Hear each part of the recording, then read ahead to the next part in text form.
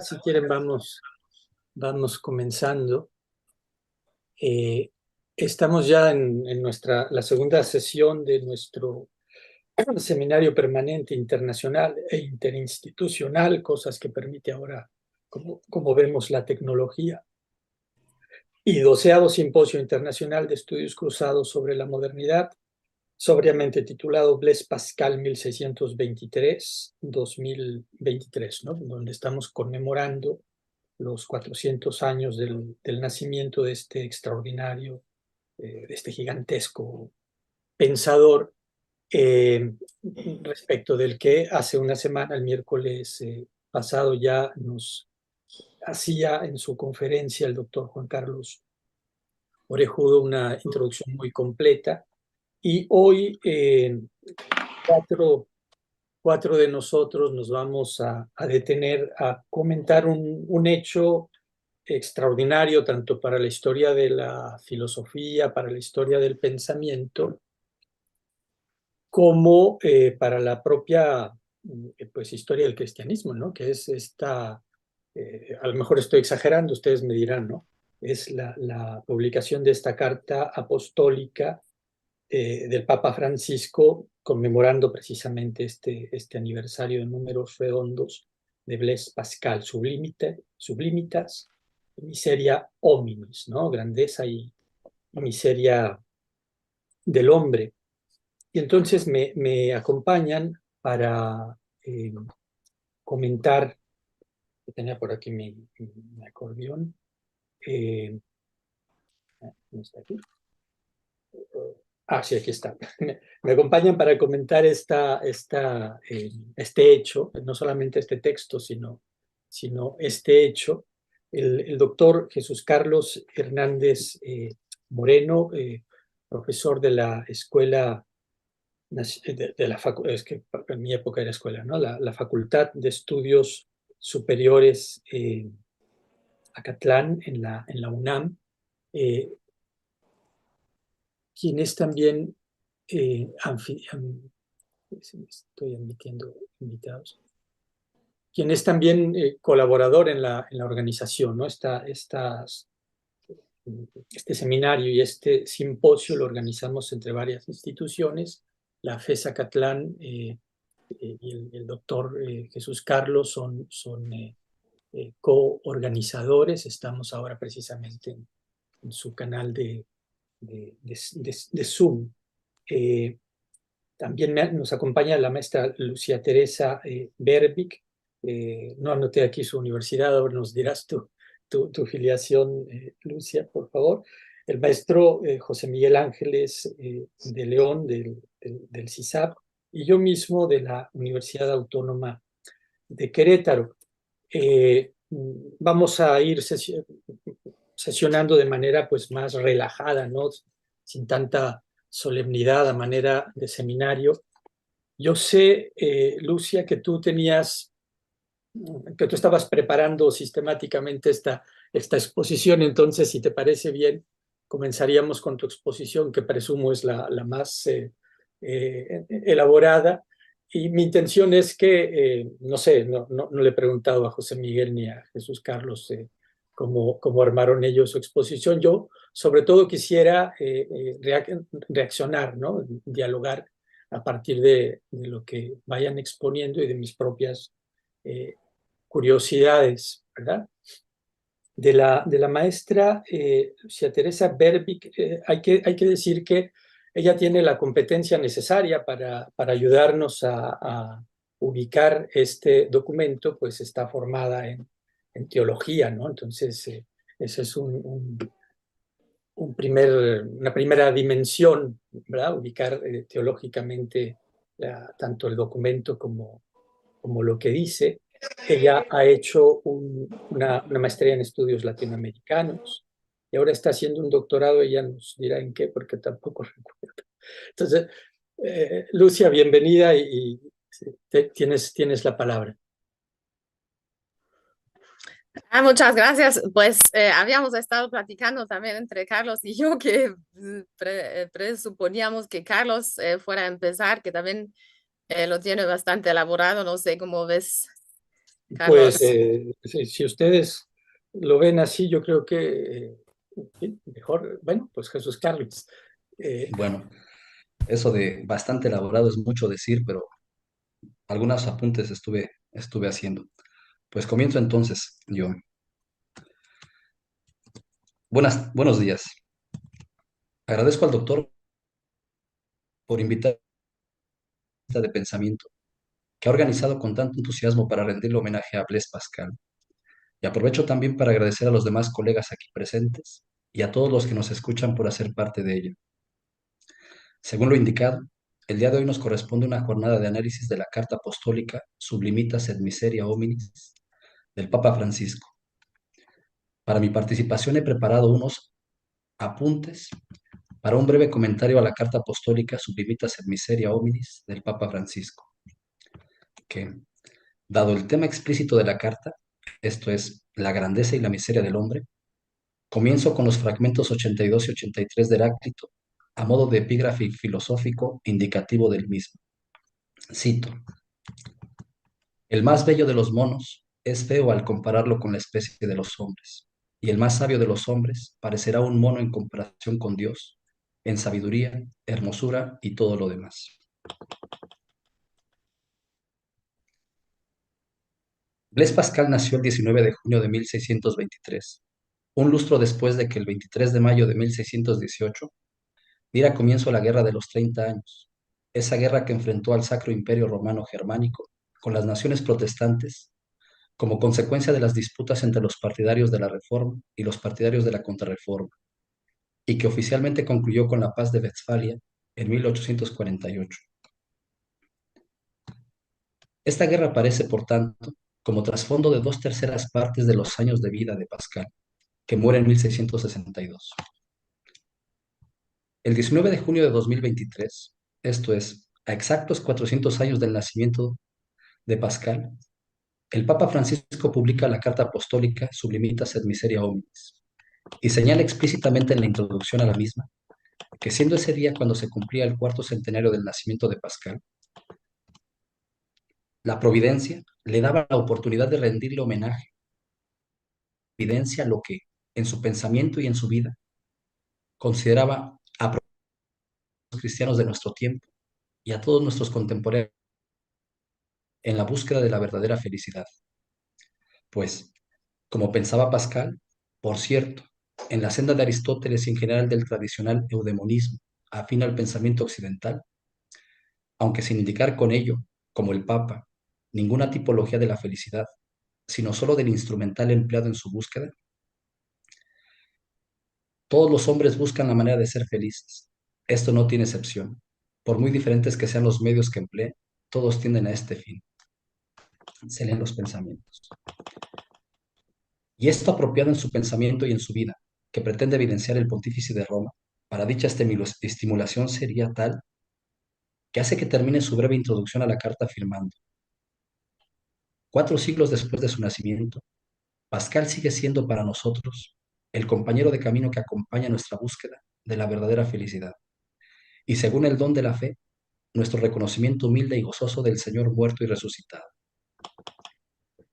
Con ello, por cierto, el Papa Francisco, además de destacar a Pascal como el compañero de camino señalado, presenta ya en esta afirmación 3 veces y en grado sumo el tema que guía la carta y que hace del pensamiento y la vida de Pascal algo tan ejemplar, a saber, este acontecer paradójico de la gran sublimidad y la miseria del hombre.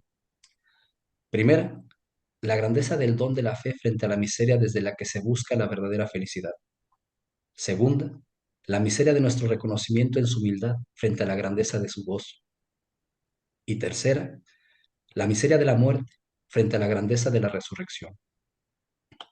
Así pues, la relevancia de Pascal que señala el Papa Francisco en esta carta es tal que el pontífice de Roma la termina pidiendo que su obra luminosa y los ejemplos de su vida, tan profundamente sumergida en Jesucristo, nos puedan ayudar a seguir hasta el final el camino de la verdad, la conversión y la caridad.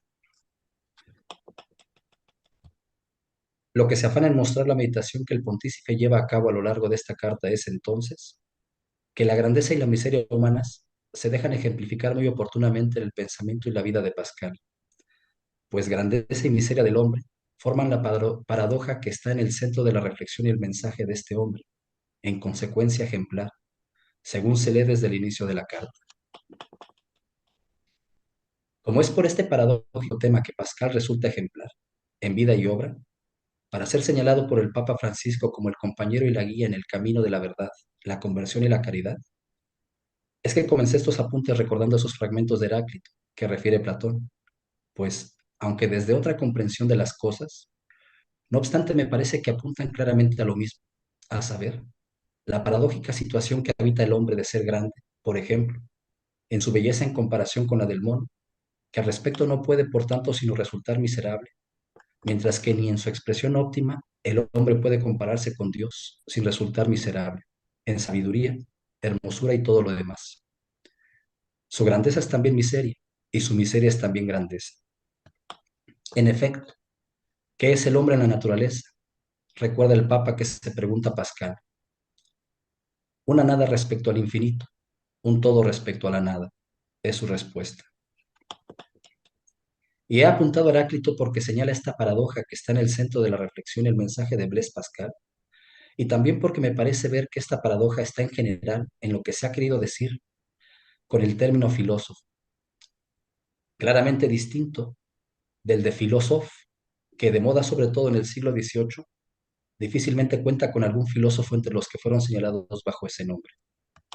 En efecto, esta paradoja señalada en el centro de la reflexión y el mensaje de Pascal puede verse también en qué ha sido lo que ha distinguido por antonomasia al Sócrates que, sobre todo por Platón, nos ha sido legado para interpelarnos, a saber, como docta ignorancia, pues leemos en su apología de Sócrates que habiendo dicho la Pitia, que no había en el mundo un hombre más sabio que él, siendo que él reconocía que en él no existía semejante sabiduría, ni pequeña ni grande, en todo caso, solo sería más sabio porque, a diferencia de los demás hombres, él no creía saber no sabiendo, sino que no sabiendo nada, no creía saber, con lo que solo Dios sería el verdadero sabio, por lo que la Pitia habría querido decir con ello que toda la sabiduría humana no es gran cosa, o por mejor decir, que no es nada, y solo se habría valido de él como ejemplo para decir a todos los hombres, el más sabio entre vosotros es aquel que reconoce como Sócrates que sabiduría no es nada.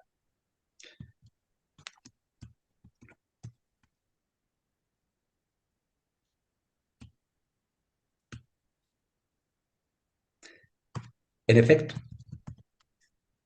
grandeza y miseria, o abundancia y carencia, poros y penia, son también las características con las que la sacerdotisa Diotima de Mantinea le habrá descrito a Sócrates la naturaleza de Eros, que Sócrates mostraría que, por tanto, sería distintivamente filosófica, como escribe Platón ya no en la Apología sino en el Banquete. Y sin embargo, la filosofía, grandeza de ser amor a la sabiduría en la miseria de no poseerla, es extrañamente definida por el Papa Francisco en esta carta como la ciencia de las mentes en la historia.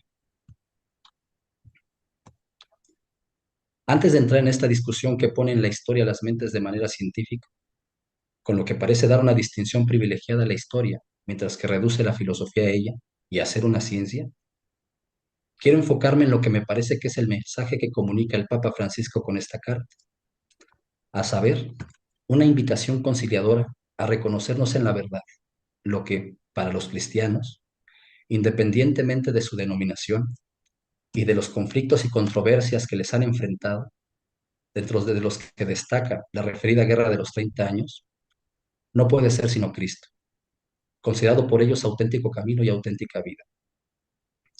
Por eso es que Pascal resulta también ejemplar, pues independientemente de su grandeza científica e inventiva, estaba no solo abierto a la verdad y dispuesto a buscarla, sino enamorado de ella. Verdad que finalmente no podría revelarse más que como Cristo, y así, enamorado por tanto de Cristo, y también dispuesto a confesar su amor a los cuatro vientos, y en consecuencia a hablarle a todos los hombres de él, no podría aparecer sino como ejemplo de compañerismo en dicho camino compartido. En efecto, es ejemplar que Pascal, a pesar de su evidente ventaja científica y tecnológica frente a los demás hombres, análoga a la evidente ventaja científica y tecnológica de algunas naciones frente a las demás, reconoce sin embargo la limitación e insuficiencia de todo esto, y que respecto al infinito, todos los hombres se equiparan en su nulidad, lo que análogamente también le pasa a todas las naciones. Por lo que, por lo que más allá de los limitados y parcialmente verdaderos alcances de las ciencias de la razón humana y de las limitadas ventajas que traen consigo, convertido a la verdad, que las trasciende en su manifestación plena, esto es, a Cristo, el camino aparece ya más bien como camino de caridad, lo que no puede sino resultar ejemplar, cuando menos para los que se quieren cristianos, y por tanto, análogamente, tendría que serlo también para las naciones que se reconocen cristianas. Y a pesar de que advierte el pontífice de Roma que algunas de sus propias afirmaciones de Pascal, como por ejemplo sobre la predestinación, tomadas de la teología del último San Agustín, cuyas fórmulas habían sido afiladas por Jansenio, no parecen correctas, añade, esta carta no es ciertamente el lugar para volver a abrir la cuestión, pues propiamente es, repetimos, una carta para rendirle homenaje a Pascal y poner en evidencia lo que, en su pensamiento y en su vida, considera el Papa Francisco apropiado para estimular a los cristianos de nuestro tiempo y a todos nuestros contemporáneos de buena voluntad en la búsqueda de la verdadera felicidad. Y esto precisamente, el que esta carta no es abrir la cuestión, me parece que muestra con mayor claridad que lo que ella comunica es un llamado a la conciliación, que por cierto, según lo que los medios nos vienen contando todos los días, bien que hace falta. Esta carta es conciliadora, pues el Papa Francisco, aun en la conciencia de las diferencias doctrinales respecto a la Iglesia de Roma, que ejemplifica Pascal, no obstante reconoce que en lo principal se encuentra siguiendo el mismo camino, que es Cristo. Por eso es que, en lugar de volver a abrir la cuestión que enfrentó a católicos y jansenistas, encuentra el pontífice de Roma que es mejor reconocer, porque incluso resulta oportuno y hasta indicativo, que, escribe, la justa advertencia en las posiciones de Pascal sigue siendo válida para nuestro tiempo.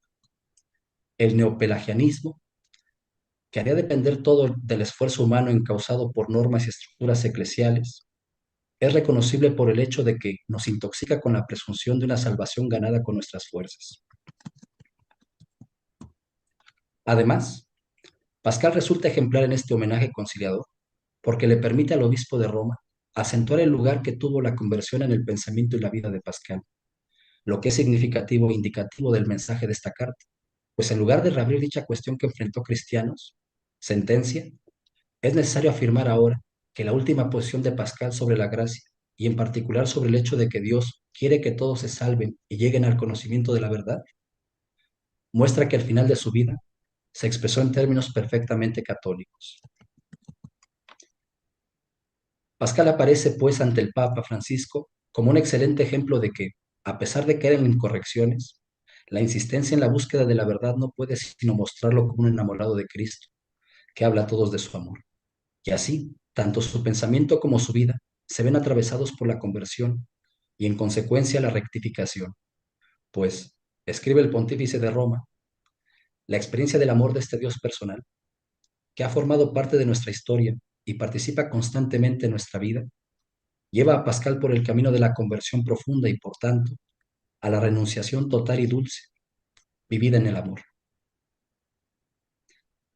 Después de caminar en búsqueda de la verdad hasta encontrarla en Cristo, el pensamiento y la vida de Pascal permiten ver la conversión profunda que deja caminar el camino de Cristo, que es el camino de la caridad. El Papa Francisco nos invita a que, como Pascal, buscadores de la verdad, nos dejemos encontrar verdaderamente con ella, que es Cristo, y convertidos a Él, a su amor, caminemos reconciliados su camino de auténtica caridad, universal, o sea, católica. Por lo que toca a la estructura de esta carta, basta decir que se compone de 8 breves apartados secuenciales, cuyos títulos resumen claramente el contenido de la exposición que nos encontramos en la misma. Así, en esta carta, el Papa Francisco aborda a Pascal primero como un enamorado de Cristo que habla a todos. En 2, fe, amor y libertad. Así que, aunque era 3, una mente científica excepcional, no cerrado a ello, sino dispuesto vivamente a la búsqueda de la verdad, esto es, 4, filósofo, piensa 5, la condición humana, 6, se convierte con la visita del Señor y se le hace claro, 7, el orden del corazón y sus razones para creer. Con lo que, por último, Pascal nos permite ver ejemplarmente el paso, la de la conversión profunda, 8, de la controversia a la caridad. Así pues, vemos a Pascal, el compañero de nuestro camino en Cristo, que a pesar de sus distanciantes diferencias, termina reconciliado con lo auténticamente común de dicho camino, que es Cristo, y por tanto dispuesto a la caridad y, en fin, expresándose ya, repito, en términos perfectamente católicos. Para terminar, dado que entrar a un análisis pormenorizado de cada uno de estos apartados exige propiamente más tiempo que el dispuesto por nuestro formato para comentarlo, quiero solo regresar por último al punto en el que señalé el talante paradójico de Pascal como afín al filosófico, lo que obliga a que muchos de sus escritos sean en gran medida filosóficos, como también observa el Papa Francisco. Veamos que en efecto Heráclito y Sócrates daban claramente muestras de este talante, y realmente Platón y Aristóteles también lo harían, los cuales, por cierto, resalta el pontífice de Roma, eran vistos por Pascal como gente sencilla, como los demás, que se divertían con sus amigos, cuya parte más filósofa era vivir simple y tranquilamente, mientras que lo que tenemos como sus grandes obras filosóficas, como las leyes de Platón y la política de Aristóteles, las hicieron como quien juega. Sin embargo, el pontífice de Roma advierte al respecto que, a pesar de su grandeza y sutilidad, Pascal, sin embargo, distingue los límites de esas filosofías. El estoicismo conduce al orgullo, el escepticismo a la desesperación. Yo no estoy seguro de que el estoicismo y el escepticismo expresen propiamente el talante señalado del filósofo, y ni siquiera que sean acordes con Platón y con Aristóteles, pues me parece ver que, por el contrario, en realidad se alejan del mismo, de manera análoga al modo en el que el escepticismo y el estoicismo moderno, expresado por esos ilustrados filósofos, se alejan del sentido original de la filosofía. Y es esto último, precisamente, esto es, alejarse del sentido original de la filosofía, bien expresado por Heráclito y el Sócrates de Platón, según lo que referimos más arriba, para inventar uno nuevo que sustituya a aquel y nos asegure, como dueños y señores de la naturaleza, lo que exige de nuestra parte estar en alerta. Afortunadamente, a esto último nos conduce el reconocimiento del, en cierto modo, principio fundamental que encontramos de Pascal. La realidad es superior a las ideas, pues, escribe el Papa Francisco, nos enseña a alejarnos de las diversas formas de ocultar la realidad, desde los purismos angélicos sin saber, lo que, sin duda, resulta conveniente, pues, añade el pontífice de Roma, no hay nada más peligroso que un pensamiento desencarnado, y afirma con Pascal, el que quiera ser el ángel, hace la bestia, lo que evidencia la pertinencia del ejemplo de Pascal y del mensaje conciliador que lleva la carta. Sentencia el pontífice, las ideologías mortíferas que continuamos padeciendo en los ámbitos económico, social, antropológico y moral mantienen a quienes las siguen dentro de burbujas de creencia donde la idea ha reemplazado la realidad. Lo que no quiere decir sino que estas ideologías los tienen haciendo la bestia mientras prometen hacer el ángel. Y en consecuencia, los paraísos y jardines que presumen y prometen son en realidad más bien infiernos. Gracias, yo ahí me detengo. Pues muchas gracias, Jesús Carlos, por esta exposición efectivamente muy densa, muy elaborada. Continuaríamos ahora sí con Lucia, ¿no? Lucia. Sí, muchas gracias, Carlos, muchas gracias por la invitación, Juan Carlos también. Y pues también son unas cuantas pinceladas para introducirnos un poquitito y después me enfocaría o trataría de hacerlo un poco en la cuestión también del por qué escribe esa carta el Papa. Empezando con algo que me pareció curioso, que encontré que se dice que normalmente las cartas apostólicas se dedican a santos. Y en este caso sabemos que el Papa también ha dicho hace algunos años que tenía en la mente ver si se canonizaba o si se empezaba el proceso de canonización de Pascal, pero pues ahora ya no se habla de esto.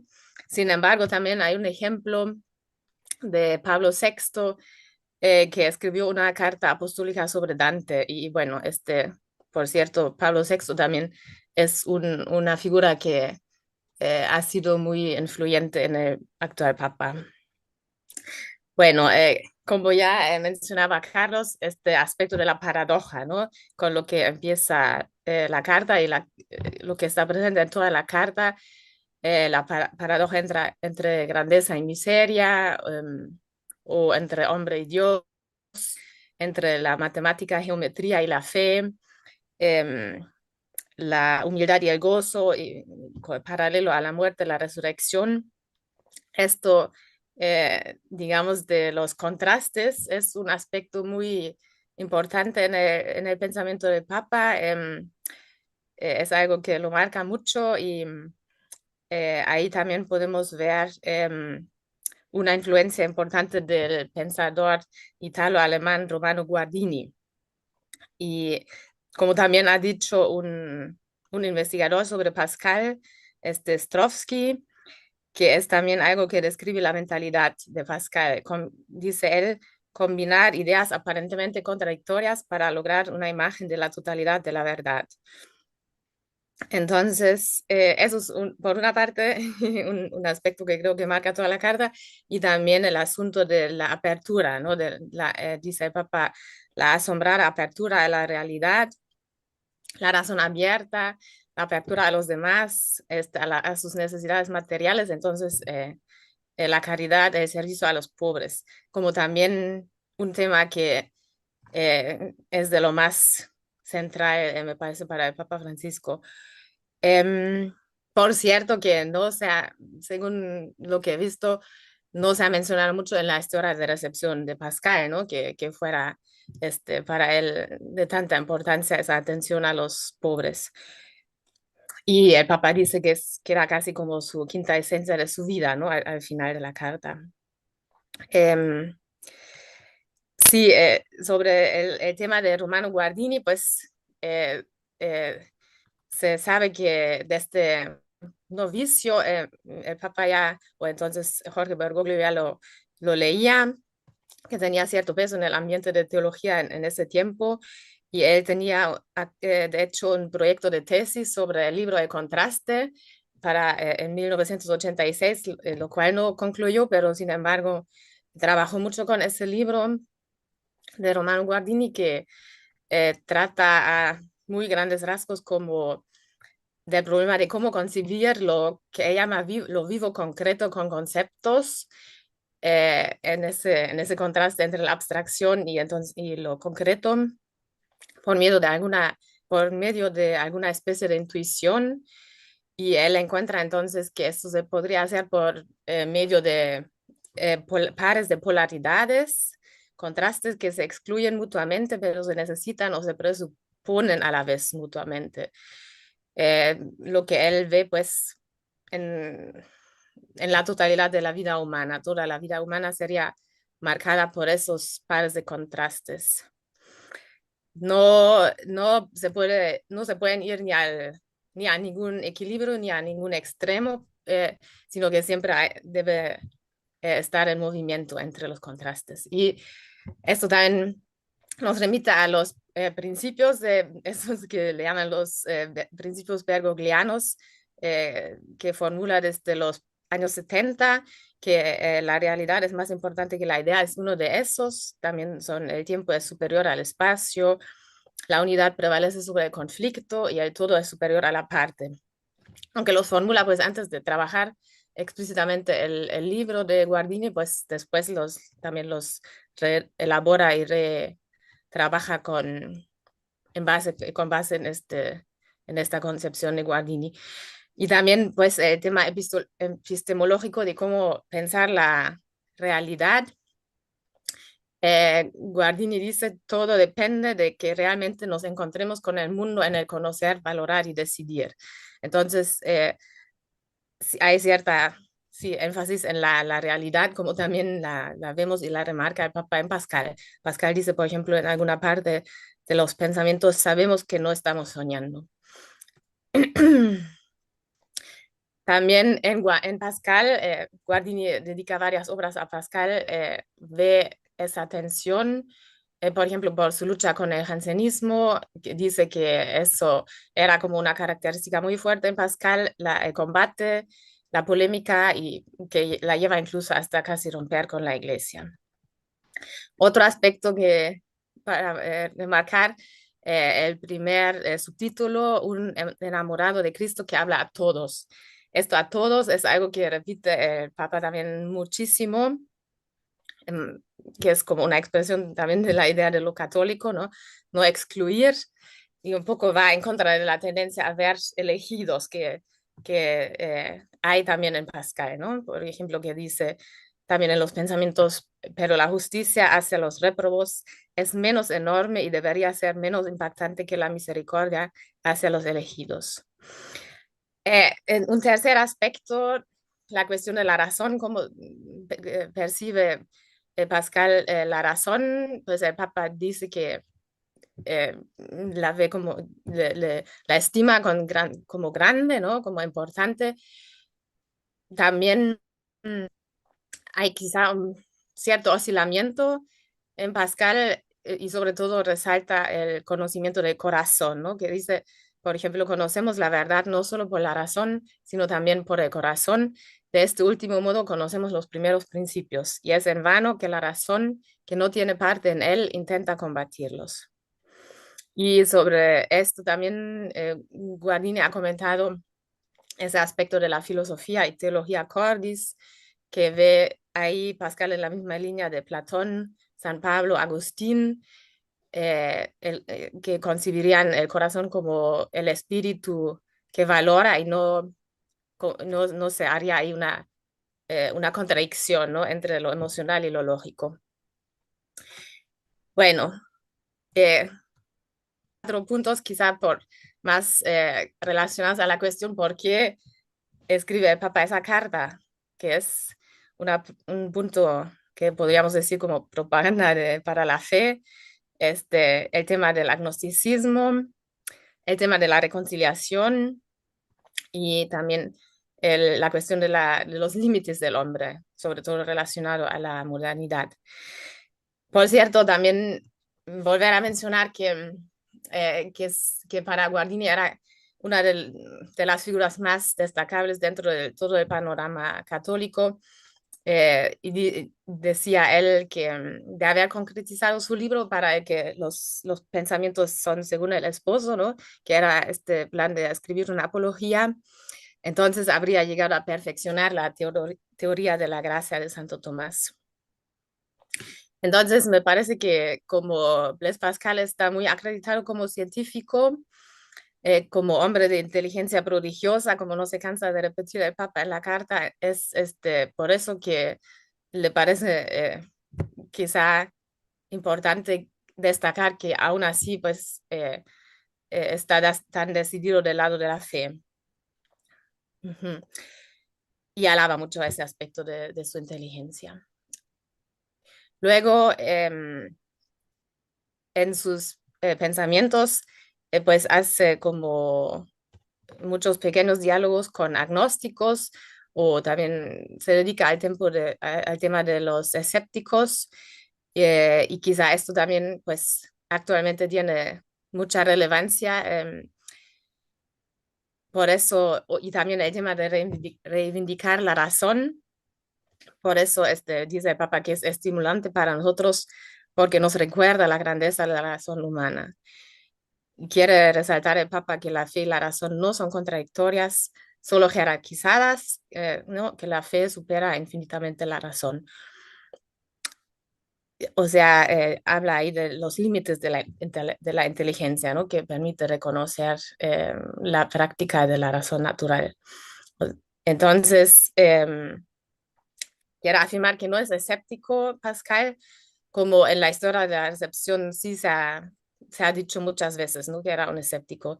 vi que ahí, que en Alemania hasta 1890 nunca se había cuestionado ese hecho, siempre era visto como netamente un escéptico, y incluso cuando se afirmó en 1890 que no era quizá tanto así, hubo un pleito muy, muy fuerte con un jesuita también en ese caso, reacciones muy fuertes.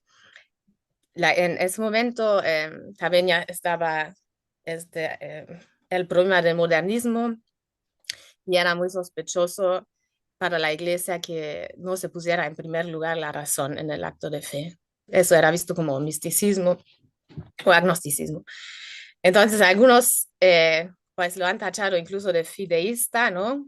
En contra de lo que aquí afirma el Papa, que no sería fideísta, porque pone un poco el sentimiento prioritario en el asunto de la religión y no la razón no puede dar seguridad, como afirma en los pensamientos. Pero, sin embargo, sin poderlo aquí detallar más, me parece que hay un cierto oscilamiento en ese aspecto en Pascal. De todos modos, bueno, para el Papa es como una referencia tanto en contra del escepticismo como también en contra de una fe puramente basada en el sentimiento, ¿no? Quizá las dos cosas, como suele pasar, afirma un poco las dos cosas, pero ninguna exagerada. En todo caso, afirma con Pascal que necesitamos de la gracia. Y lo dice, por ejemplo, Pascal en Los pensamientos, el hombre es solo un sujeto lleno de error natural, imborrable sin la gracia. Nada le muestra la verdad, todo abusa de él. Y así. Lo cual me lleva al siguiente punto, que es precisamente ese conflicto sobre la gracia y la reconciliación entre los diferentes catolicismos que quiere mostrar o quiere ver el Papa entre el jesuitismo y el jansenismo. Realmente, pues Pascal en sus cartas provinciales dejó caer totalmente en ridículo a los jesuitas, ¿no? Polemizó muchísimo contra ellos, hace ver como puros espejismos, engaños, sus juegos con conceptos y critica sus métodos de misión, críticas que se acomodan a todos, que deforman el cristianismo y mucho más. Y el Papa pues un poco le da la razón a Pascal, ¿no? Curiosamente, o quizá no, porque también eh, rechaza esa tentación que tendrían los molinistas, jesuitas molinistas, el semipelagianismo, como ya mencionó Carlos, que se deriva de Luis de Molina, que escribió ese libro, La armonía del libre albedrío con los dones de la gracia, la presencia divina, la providencia, la predestinación y la condenación.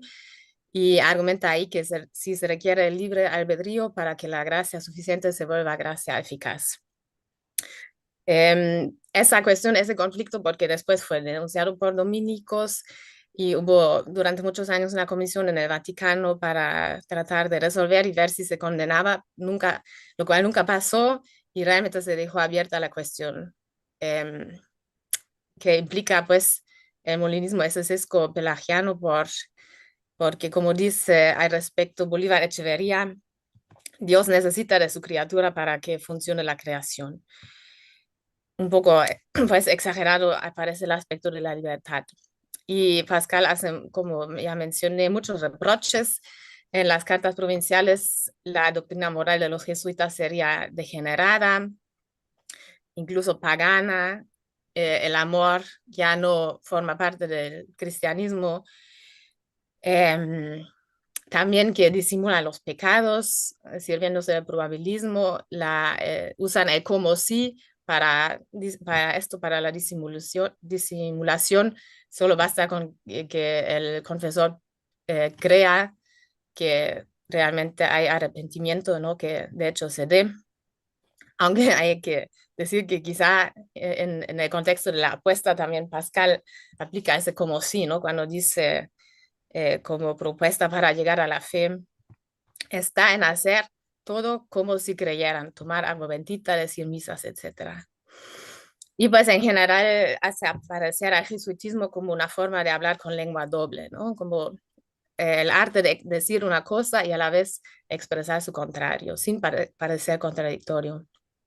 Quizá incluso, pues se tendría que decir que es uno de los críticos más feroces de los jesuitas y su probabilismo, que por cierto Michel de Certeau llama el lenguaje para el otro. Y incluso las cartas pues fueron indexadas, pero el Papa relativiza eso.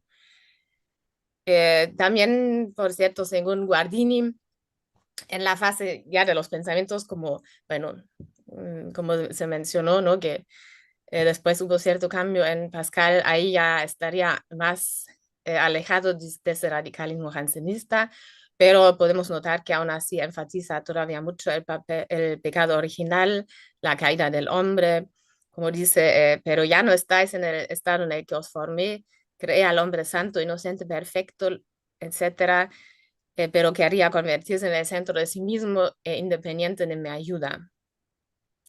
Su ceguera y su concupiscencia que se convirtió en su segunda naturaleza. Y enfatiza aún el abismo entre el hombre y Dios, diciendo no hay una desproporción tan grande entre nuestra justicia y la de Dios como entre la unidad y el infinito.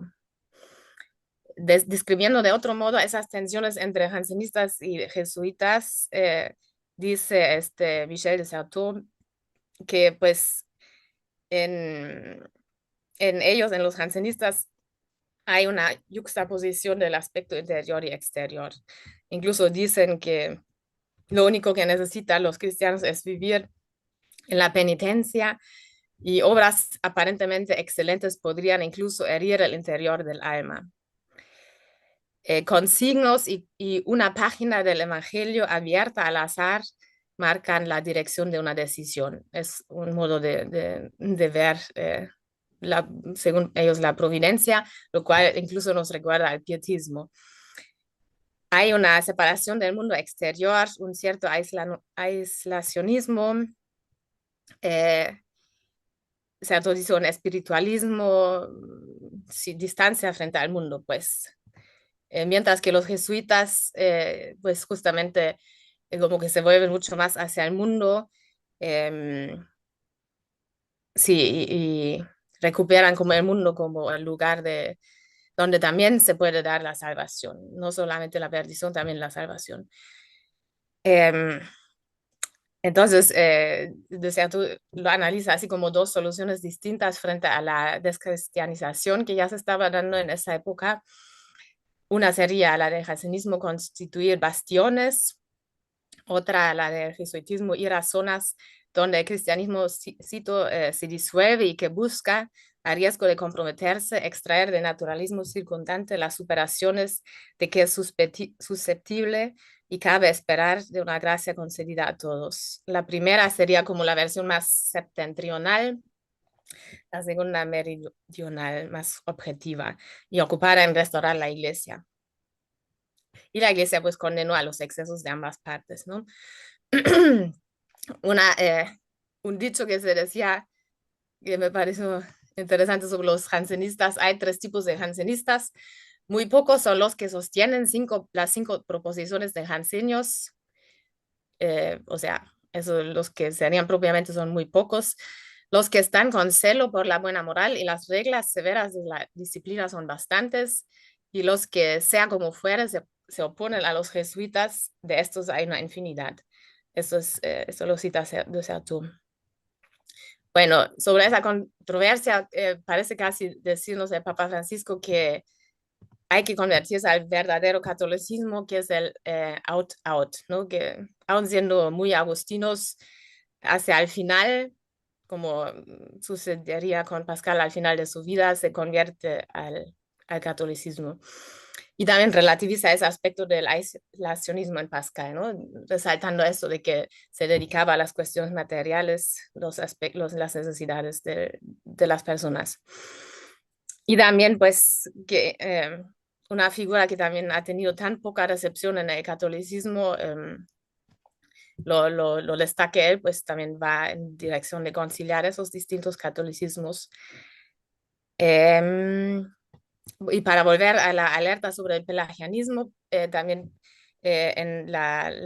menciona en Evangelii Gaudium el Papa, ¿no? Que eh, la especie de nuevo pelagianismo que dice nos lleva a confiar en la administración, en el aparato perfecto. Al respecto, me pareció interesante que esto lo repite en una carta que manda a los católicos alemanes en 2019 sobre la cuestión del camino sinodal.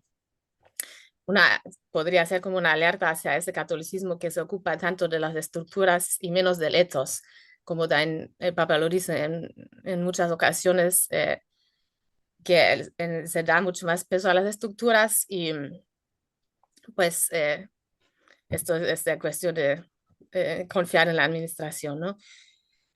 Por eso advierte aquí en la Carta Apostólica no creer que la salvación se gane por las fuerzas propias.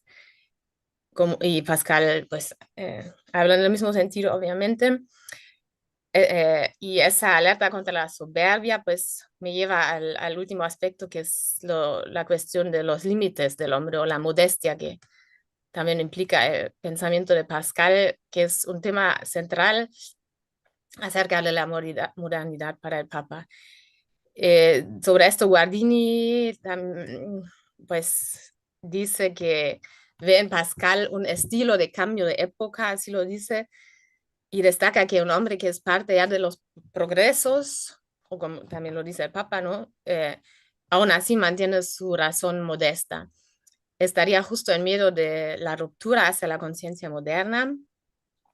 Y dice Guardini sobre esto, la conciencia científica de los tiempos modernos ha irrumpido plenamente, pero aún no está sostenida por las técnicas objetivadoras de la ciencia moderna, sino por la iniciativa personal de la personalidad investigadora y del grupo que se une libremente.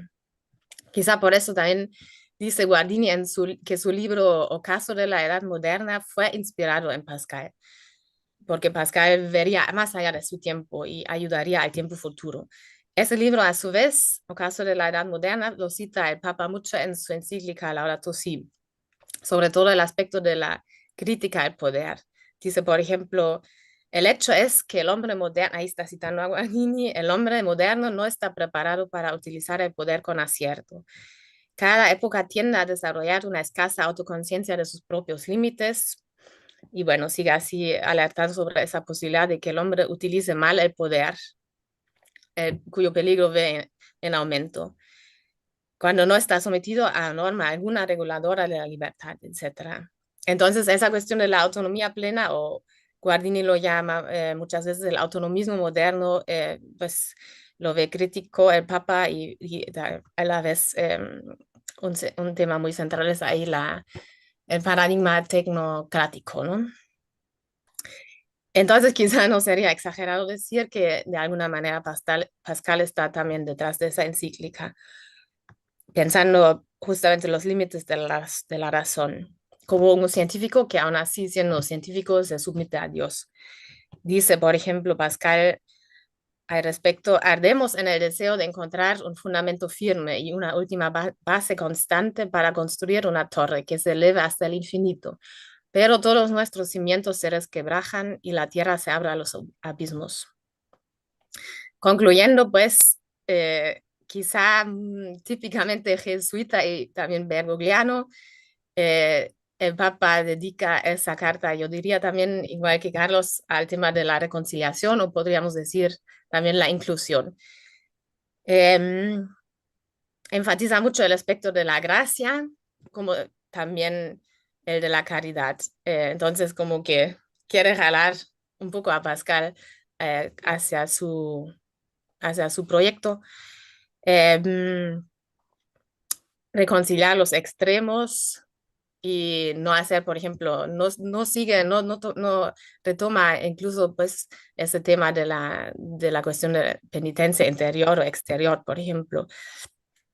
Von Balthasar, que también cita el Papa aquí, lo han parafraseado sobre esto diciendo, Pascal, que conoce la desproporción del hombre, que solo puede curarse mediante el encuentro con el Dios escondido en su revelación, que un Dios abandonado por Dios en la cruz disuelve todas las contradicciones. Entonces el Papa diría no a la polémica, pero sí a la caridad, con lo que cierra pues también su carta, el el tema de la caridad, ¿no? También podríamos decir que Pascal es una figura que está como que entre el norte y el sur. En ese sentido también mm, hay ese aspecto reconciliador. Quizá podríamos preguntar incluso si hace el Papa un poco con Pascal lo que Pascal les reprocha a los jesuitas, lo acomoda o lo disimula un poco, no sé. Dice sobre las cartas, reconozcámosle la franqueza y la sinceridad de sus intenciones. Entonces, las intenciones es lo que también era ya casi lo único importante para los confesores jesuitas, ¿no? Pero pues quisiera destacar al final este tema del amor a los demás, ¿no? La caridad, como cita indirectamente uno de los últimos fragmentos, amo la pobreza, amo a todos los hombres como a mis hermanos y tenía un gran deseo de morir en la compañía de los pobres. Muchas gracias. Gracias a ti, Lucia, por esta exposición tan completa y tan aguda. José Miguel. Sí, claro, por supuesto. Hola, buenos días a todos. Me excuso porque tengo problemas de conexión. Estoy en un retiro y había luz, pero de pronto ya no hay luz, entonces estoy desde el celular, pero bueno, aquí tengo lo que preparé. Si por algo la conexión falla, pues de entrada me disculpo. Pues bueno, en el CISAF hicimos ya una sesión en torno a esta carta apostólica Sublimitas et Miseria Hominis, que como ustedes saben, pues es un documento particular dentro del magisterio del Papa Francisco, en gran parte porque pues no es habitual que el Papa dedique un documento a un pensador o en este caso en particular a un filósofo. Al respecto yo recuerdo el documento del Papa Francisco también eh, sobre los 1000 años de la Divina Comedia, también San Juan Pablo II hizo lo propio con un documento sobre Galileo Galilei, pero pues no es el acento habitual del magisterio de la Iglesia. Pero bueno, sin más, voy a hacer unas breves anotaciones, voy a comentar unas breves anotaciones que aquí he anotado. Lo primero que me parece fundamental, pues es desmenuzar el título de la encíclica, bueno, esta es carta, perdón, de la carta apostólica en este caso, que como ustedes saben suelen intitularse por las primeras palabras con las que comienzan los documentos. En este caso, el Papa Francisco eligió Sublimitas et Miseria Hominis, grandeza y miseria del hombre, que nos remite a los pensamientos 613, 443, que Pascal de su puño y letra escribió, igual como Sublimitas et miseria. Y voy a leer este pensamiento porque me resulta muy, muy interesante. Dice Pascal, a medida que más tenemos, más luces, descubrimos más grandeza y más bajeza en el hombre. El común de los hombres, los que están más elevados, los filósofos, asombran al común de los hombres. Los cristianos asombran a los filósofos. ¿Quién se asombrará, pues, de ver que la religión no hace más que conocer a fondo lo que reconocemos, tanto más cuanto más luces tenemos? Creo que este pensamiento resume muy bien aquello que Pascal nos quería, digamos, transmitir con su obra, digamos, filosófica inconclusa que encontramos en los pensamientos, más allá, pues, de esta brillante trayectoria científica que todos conocemos, ¿no? Aquí es muy, muy importante para mí resaltar también, pues, la importancia que tiene para la Iglesia Católica el día de hoy, pues recuperar el pensamiento de un pensador jansenista, en este caso, como Pascal. Creo que el Papa en este documento fundamentalmente lo que nos quiere recordar, como ya aquí lo pude escuchar, eh, el peligro del neopelagianismo, ¿no? El peligro de aislar la gracia, pero también el peligro de la tentación de negar la miseria humana como un criterio fundamental para comprender nuestro lugar en el mundo. Aquí podemos ponernos un poco más antropológicos y veamos los paradigmas al respecto que están al respecto, por ejemplo, en Pascal, comparándolo con Lutero y con lo que la Iglesia Católica nos presenta, ¿no? Tanto en Pascal como en Lutero encontramos una naturaleza humana que no está herida, sino que está, digamos, herida de muerte, ¿no? Donde la naturaleza humana está corrupta de tal manera que los esfuerzos humanos al respecto son vanos, ¿no?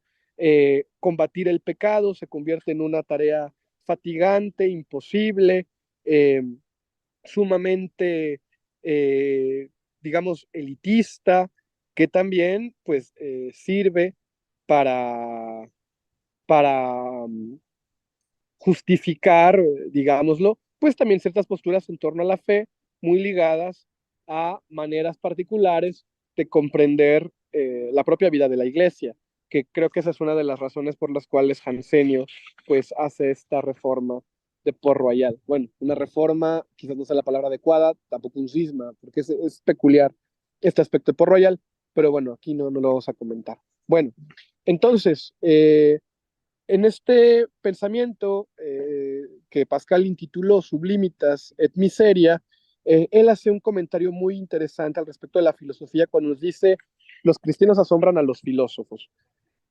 Me parece que con esto Pascal lo que quiere comunicar pues es que hay una sabiduría iluminada, simple, que creo que se parece a esta de la fe del carbonero que él tanto quería, que él encuentra en la gente sencilla y que no es sino una respuesta a una persona, en este caso Cristo, que se manifiesta como la verdadera sabiduría que el propio Pascal se apropia e intenta vivir conforme a ella, ¿no? Entonces, con esto, pues Pascal nos hace un recordatorio a los filósofos precisamente del riesgo del cual el Papa Francisco nos habla en esta carta apostólica, que es el neopelagianismo. Yo creo que son muy pocas las filosofías que no intentan ser pelagianas en este sentido de querer explicarlo todo, de querer abarcarlo todo desde la miseria humana, ¿no? También aquí ya se mencionó a Evangelii Gaudium, documento que acaba de cumplir 10 años, que como sabemos, pues uno de esta figura que presenta el Papa del poliedro, o sea, unos principios, y en esos principios aparecen dos que creo que se pueden relacionar muy bien con este tema, que son el de la parte es inferior al todo y las ideas son inferiores a la realidad y no se pueden abarcar por todo, ¿no? Entonces, me parece que esta pretensión pelagiana en la filosofía se ha manifestado en particular como la pretensión de que por la mera razón podamos comprender el todo de la realidad y neguemos que los humanos, desde nuestra miseria, simplemente somos una parte, ¿no?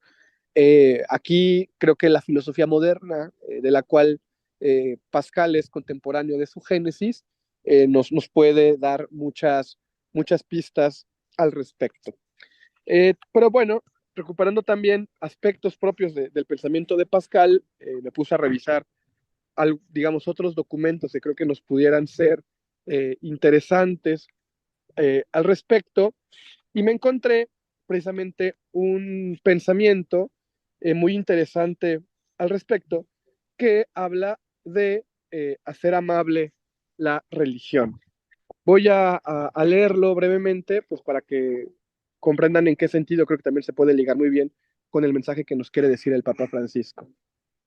Eh, Dice Pascal, son los pensamientos 221, en la otra anotación 774, dice, Jesucristo para todos, Moisés para un pueblo, los judíos bendecidos en Abraham. Bendeciré a aquellos que te bendigan. En cambio, todas las naciones serán bendecidas en tu semilla. Parum est ut, etc. Isaías, lumen ad revelationem gentium, non fecit taliter omni nationi, decía David refiriéndose a la ley. Pero hablando de Jesucristo, hay que decir, fecit taliter omni nationi parum est ut, etc. Isaías. Por eso es a Jesucristo a quien corresponde ser universal. La iglesia misma no ofrece el sacrificio más que para los fieles. Jesucristo ha ofrecido el sacrificio de la cruz para todos. Creo que con esto, bueno, en esta eh, multiplicidad de sentidos que a veces la exégesis de los pensamientos de Pascal presta, creo que una posible interpretación es darnos cuenta también que la salvación de Jesucristo es revelada en una manera teológica, sobrenatural, que trasciende todas las posibilidades de comprensión unívoca del hombre, ¿no? Y esto, pues, desde luego, también nos llama a tener esta visión concreta de las posibilidades humanas respecto de la comprensión de estos problemas, que eso nos lleva, digamos, de bruces al tema fe-razón, que aquí no abordaremos, porque pues no es el tema, pero que también nos lleva a la relación entre filosofía y teología y que en Pascal se presenta de una manera muy particular, porque Pascal no es propiamente un teólogo. De hecho, yo creo que una de las razones por las cuales a Pascal se le ha eh, no solo censurado, sino excluido del pensamiento católico es porque se le acusa de que hay una teología muy pobre detrás de lo que él nos presenta. Creo que es natural que esta teología sea pobre y Pascal se sentiría halagado al respecto, porque lo que él intenta hacer es simplemente mostrar la miseria humana frente a la absolutez, a la magnanimidad del misterio que se nos presenta como un todo inabarcable que solamente podemos avisorar desde nuestra pequeñez y de nuestra miseria, ¿no? Que creo que precisamente eso es lo que el Papa resalta como un antídoto frente al neopelagianismo, y donde la filosofía pues es muy responsable de este tipo de abusos. Bueno, ya para ir cerrando, porque mi conexión siento que pronto va a terminar, termino con otro pensamiento que creo que tiene mucho que ver con esta dimensión relacional que Pascal nos habla respecto del hombre y su miseria frente a Dios, que nos dice en el 78, 126, descripción del hombre, dependencia, deseo de independencia, necesidades. Entonces, Pascal nos habla de estas dependencias como como la condición sine qua non desde la cual tenemos que comprender al hombre, ¿no? El hombre siempre como un hijo que necesita de su padre, el hombre desarmado frente al misterio, el hombre que intenta balbucear frente al logos divino que se le presenta como una realidad tan deslumbrante, tan maravillosa, ante la que queda mudo y a la que solo puede ofrecer su pequeña miseria y ante la que la filosofía poco puede decir, ¿no? Creo que Pascal insiste, también el Papa Francisco lo recuerda en la Carta Apostólica, en el apartado sobre los filósofos, constantemente, ¿no? La filosofía a veces se presenta como una respuesta igualmente grandilocuente que Dios, y eso presenta también pues unas nuevas idolatrías que van negando esta condición particular ontológica que tiene el hombre, ¿no? De grandeza y de miseria, porque su grandeza le es dada y su miseria es esta condición que se afirma más cuando no participa de esa grandeza, que es su dependencia. Y luego viene este deseo de independencia, que pues precisamente es el pecado, como se nos ha enseñado en el catecismo toda la vida, ¿no? El hombre rompe con Dios cuando niega su dependencia, cuando intenta salir de esta miseria y se le presenta igualmente en tamaño, digamos, a la posibilidad del misterio y considera que puede sin él, ¿no? Que justo es el sentido del pelagianismo. Y por último, Pascal habla de necesidades, como esta descripción del hombre, ¿no? Estas necesidades, pues creo que son esta vuelta a la realidad antropológica inevitable de que el hombre, pues cuando intenta hacerse independiente, cuando intenta mostrarse grande, pues no está más que expresando el gran anhelo de su corazón, su gran, como diría el libro del doctor Juan Carlos, su gran hambre de Dios, que no es sino una necesidad, ¿no?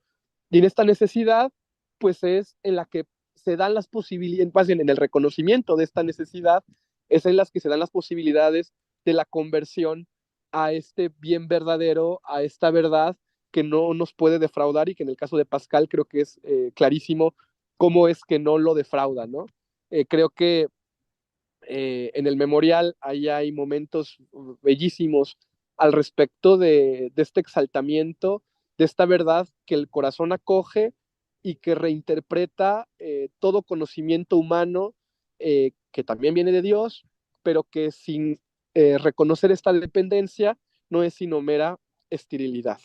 Entonces, pues creo que este documento es muy valioso por muchos aspectos, pero yo creo que es fundamental para tener un recordatorio más de por qué los cristianos, y en particular aquellos que nos dedicamos a la filosofía, no podemos omniabarcar la realidad de una manera análoga a la de Dios, ¿no? Lo hacemos siempre desde un lugar concreto particular, desde una miseria humana particular, desde una situación, digamos, circunstancial muy particular, que es nuestra persona humana, ¿no? Que en último caso somos nosotros mismos, y que es lo que se afirma como la dependencia absoluta, ¿no? Y a partir de esta dependencia absoluta, pues también nos habla de cómo podemos relacionarnos con el prójimo, que el Papa también lo recupera, ¿no? Nos recuerda al Pascal, que en sus últimos días dona inclusive su cama a la caridad, también dona gran parte de su fortuna, y se da cuenta de que él no es más que un pequeño humano, que todo lo que hizo y sus grandes desarrollos matemáticos, científicos, no fueron sino vanidad de vanidades ante este reconocimiento de la dependencia absoluta del hombre frente a Dios. Pues con esto terminaré mi participación. Muchísimas gracias. Muchísimas gracias a ti, José Miguel, por esta exposición también muy densa, muy interpeladora. Enseguida yo haré también unos muy breves comentarios en un tempo un poco menos acelerado, precisamente porque voy a ser breve, ¿no? Para pues estimular más que respuestas, voy a plantear preguntas o problemas, ¿no? Para estimular un poco un diálogo entre los ponentes y entre todas las personas que nos acompañan. Pues comenzaré diciendo que a mí me sorprendió muy gratamente la aparición de esta carta apostólica, y que hice de ella una primera lectura muy emocionado, ¿no? Y después he hecho una lectura donde, pues ya pasada la emoción, pues el oficio crítico regresa, regresa por sus fueros. Primero, ¿por qué esta emoción? Una emoción frente a qué, pues yo creo que precisamente una emoción frente a este gesto de Francisco que ya han subrayado ustedes antes en sus exposiciones, ¿no? Que es esta postura conciliadora, esta postura que recoge al otro, y en este caso, en primer lugar, ese otro, pues que somos nosotros, ¿no? Ese otro que es el católico laico, ¿no? ¿Verdad? El cristiano laico, ¿no? ¿Verdad? O sea, entonces hay tomar en cuenta por parte del magisterio, de la jerarquía, en fin, de la alta jerarquía, tomar en cuenta a este pensador cristiano o a estos pensadores cristianos que no forman parte del clero. Y ahí convendría detenerse un momento, ¿no? Porque Dante, a quien también se le ha dedicado su carta apostólica, nos recordaba Lucia, ¿no? Y el propio Papa Francisco nos recordaba a José Miguel, se la dedica específicamente una carta apostólica, Candor Lucis Aeterne, a la Divina Comedia, ¿no? Al centenario de la muerte de Dante. Durante milenio y medio, cler y clérigo significaban lo mismo, ¿verdad? O sea, ¿quiénes eran los letrados? Los clérigos, ¿verdad? Pero Dante, Petrarca, la gente del Renacimiento, siglo de oro español, siglo del genio, sobre todo siglo del genio francés, ¿no? En cuanto a involucrarse un laico como Pascal en cuestiones religiosas. En fin, se va desarrollando en el ámbito de la cristiandad otro clero, digamos, ¿no? Un clero de no monjes, no sacerdotes, no ordenados, ¿no? Y ese clero es mixto, es tanto un clero anticatólico, rival, enemigo del catolicismo, como un clero hecho de católicos que a quienes quizás justamente, como recordaba José Miguel al final de su exposición, les falte la formación teológica, incluido Pascal, ¿no? Entonces, por un lado eso hay que subrayarlo, ¿no? Como hay un reconocimiento que el Papa hace en un montón de otras medidas que causan revuelo, que causan polémica, pero bueno, esta inclusión de los laicos también en la responsabilidad de esta iglesia maestra y pensadora e intérprete del depósito de la fe, digamos, ¿no? Luego, en un segundo punto, que es ahí donde ya comienzan un poco mis reparos, o sea, yo nunca me he casado con la idea de identificar a Pascal con ese jansenismo sombrío, terrible, que sin embargo, bueno, la biografía que él hace a su hermana, pues tampoco ayuda mucho a salvarlo de ello. Es demasiado grande Pascal para reducirlo a un mero jansenista, digamos, ¿no? Pero de ahí a canonizarlo, ay, ¿no? Entonces, releyendo la carta apostólica y lanzo una primera postura crítica, lo primero que me pregunto es, bueno, ¿el Papa Francisco realmente conoce a Pascal? Yo me pregunto eso, ¿no? O sea, ¿realmente lo conoce? Él o su entorno, ¿no? Porque, ¿verdad? Una primera pregunta sería, aparte de esto que ya tocó Lucia, ¿no? De qué dimensión tiene una carta apostólica, otra pregunta sería quién las escribe, ¿no? Porque los papas, vamos, las personas que están en los altos niveles de poder no necesariamente escriben ellas todo lo que firman, ¿no? Entonces sería, bueno, ¿quién escribe esta carta? Y ese o esos que escriben esta carta, ¿realmente saben quién es Pascal? ¿Realmente lo conocen? Y hay una serie de puntos que a mí me siembran la duda, ¿verdad? O sea, yo leo esta carta, ya han tocado algunos de ustedes estos temas, entonces paso rápido por ellos, ¿no?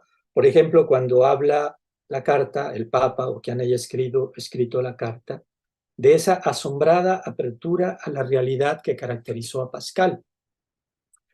Justamente yo escribí algunas páginas sobre esto en mi libro Vindicación del Cartesianismo Radical, recuperando a Borges, que es uno de los que se han atrevido a escribir duramente contra Pascal, ¿no? Porque precisamente Borges, ¿qué le reprocha a Pascal? Dice, bueno, dicen que Pascal encontró a Dios, pero es mucho más elocuente al hablarnos de la ausencia de Dios que al hablarnos de la presencia de Dios, ¿verdad? Y frente a esto, Borges, que se declaraba agnóstico, precisamente es alguien que está en un constante asombro. La literatura de Borges es una literatura que incluso cuando nos habla de There Are More Things, ¿no? Cuando nos habla de la presencia de un ser horroroso a la Lovecraft, le da la vuelta, ¿verdad? O sea, ¿verdad? Lovecraft busca que nos asustemos de lo otro, y en cambio Borges, There Are More Things, ¿no? Hay otras cosas,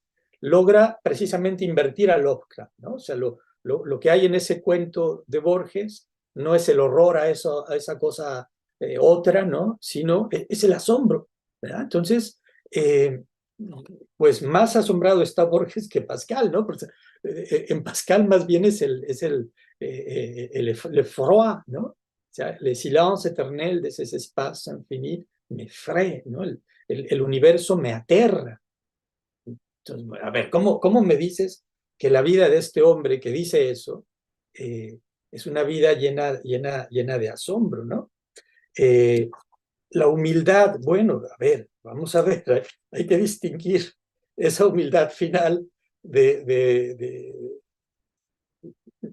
regalar todo lo que tiene, incluida su cama. Bueno, sí, bueno, está bien. Una humildad al final y una postura reconciliadora, en primer lugar, con el catolicismo, pero en su vida no fue precisamente humilde, ¿no? Más bien era bastante arrogante, ¿no? En su relación con, con Noel, ¿no? En sus cartas sobre el vacío con el Padre Noel, no se portó precisamente conciliador muy humilde, ¿no? Y también su relación con Descartes no es precisamente una relación de humildad. Mm, François Mauriac insiste mucho sobre esto, especialmente en relación a Jacqueline, pero también en relación a Pascal, ¿no? O sea, esa tremenda voluntad de tener razón, ¿verdad? Que también está aquella persecución que hizo de un presbítero en su provincia, ¿no? Que hasta que lo denunció y lo callaron, ¿no? Y luego, un último punto en relación precisamente al antijesuitismo al antijesuitismo de las provinciales, al antijesuitismo de Pascal y a la actitud pues, conciliadora del Papa en su texto de no vamos a abrir ese expediente y vamos a subrayar sobre todo que sirvió para combatir el neopelagianismo y que al final de su vida se convirtió. Bueno, más bien de esto me detengo en otro aspecto que es el siguiente, y es, en rigor, bueno, frente a lo que recordaba de Borges, reprochándole a Pascal el ser más elocuente al hablar de la ausencia de Dios que al hablar de la presencia de Dios en el universo, Alexandre Coiré dice, es que ese no era Pascal, ese es el libertino al que Pascal le presta la voz, ¿verdad? Bueno, pero qué bien se la presta, ¿no? O sea, le sale muy bien el libertino. Entonces, ¿qué es lo que hay que decir sobre este otro punto? ¿Quién sabe quién es Pascal? ¿Quién sabe qué piensa Pascal? Porque yo como lector de Pascal noto una diferencia tremenda entre, y Alicia Villar en su edición de Los Opúsculos también lo señala, ¿no? Alicia Villar, que estará con nosotros en un par de meses. Hay una diferencia de nivel, ¿verdad? O sea, los opúsculos no tienen el nivel que tienen las provinciales y que tienen los pensamientos. Y justamente algo que hay que señalar es que las provinciales no son obra solo de Pascal. O sea, detrás de Pascal, junto a Pascal, en la redacción de las provinciales, están Arnaud y Nicole. ¿Verdad? Entonces, es una obra que tiene 3 autores. Son estos los que le proporcionan la información teológica, los que le traen las citas, muchas de ellas deshonestas, ¿no? O sea, recortadas y adaptadas a las necesidades de la polémica. Entonces, bueno, eso, el Descartes el Pascal de las provinciales, perdón, no es enteramente Pascal, no es solamente Pascal. Y luego el de los pensamientos, por un lado, ya sufre esta influencia de Port Royal, pero por otro lado, está redactando notas para una obra en la que, dicen algunos intérpretes, Alicia Villar entre ellos, o Alexandre Coiré, es una obra que va a ser dialogada. Entonces está prestándole su pluma a distintos personajes, ¿no? ¿Verdad? Como Platón, ¿no? Como Platón cuando escribe sus diálogos, ¿no? El protagonista. ¿Quién es Platón? ¿Sócrates o los interlocutores de Sócrates, ¿no? Algo así habríamos tenido que preguntarnos si Pascal hubiese redactado su apología, pero bueno, justamente pensando en que el destino de esas notas era redactar una apología posiblemente dialogada, entonces cabe preguntarse quién habla en tal o cual pensamiento de Pascal, ¿verdad? ¿Qué es lo que se está expresando ahí? Y bueno, cierro precisamente citando a un jesuita, a Paul Valadier, que en este libro muy interesante, Rigorisme contre liberté morale, les provinciales, l'actualité d'une polémique anti-jésuite, que eh, dialoga muy bien con él este libro de Pierre Manent, un un liberal católico, pensador político liberal católico contemporáneo, que justo en este año saca Pascal en la proposición cretiana, donde insiste en la oposición de Pascal y el humanismo representado por los jesuitas. Pierre Manant, católico liberal, releyendo a Pascal ahora mismo, pues en los meses pasados, insiste en que en ese siglo XVII hubo una ruptura del catolicismo y que ante esa ruptura del catolicismo, Pascal y los jansenistas tratan de refugiarse en un cristianismo auténtico que se opone a la modernidad, mientras que los jesuitas tratan de elaborar un cristianismo vendible, un cristianismo que se le pueda vender al hombre moderno, ¿no?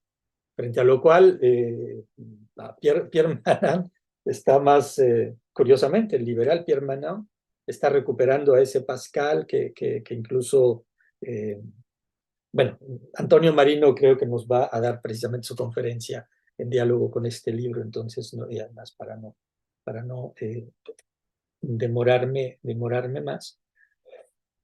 Regreso a la defensa que hace Paul Valadier de la postura de los jesuitas, diciendo, bueno, vamos a leer a Pascal, pero también vamos a leer a Gracián, ¿no?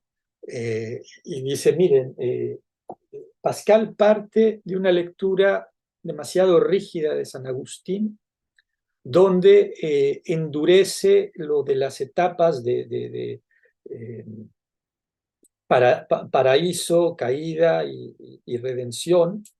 Y entonces dice, por ejemplo, que el hombre en el paraíso estaba divinizado y que después de la caída el hombre ya no es más que una bestia, ¿no?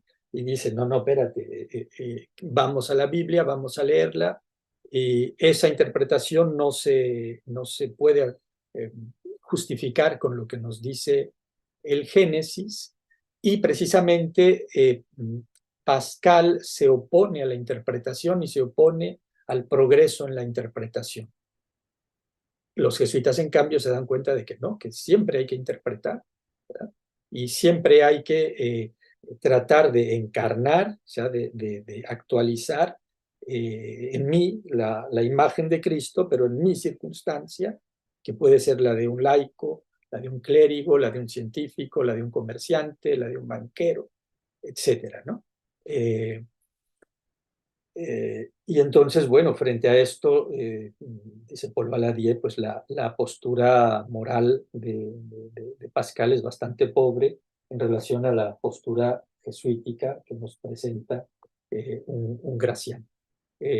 Bueno, ya dije suficientes cosas como para provocar un diálogo. No sé si primero entre los ponentes quisieran decir algo sobre lo que yo acabo de decir o sobre lo que dijeron los demás ponentes, por supuesto. Y enseguida pasamos la palabra a las personas que nos acompañan. ¿Cómo ven?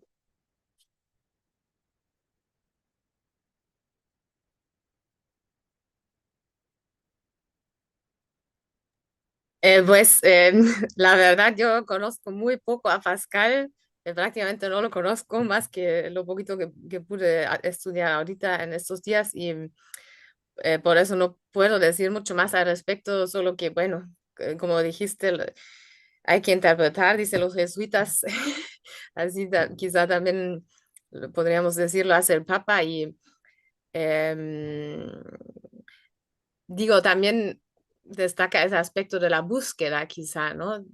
Podríamos decir frente a la cuestión si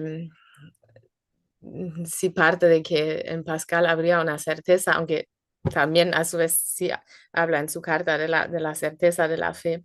Entonces, no sé, yo también, pues, como lo mencioné brevemente, tenía o tengo ahí ciertas dudas sobre el tratamiento del Papa, como lo ejemplifiqué con la cuestión de la razón, ¿no? Que eh, podría efectivamente parecer más escéptico Pascal de lo que ve el Papa en esa carta.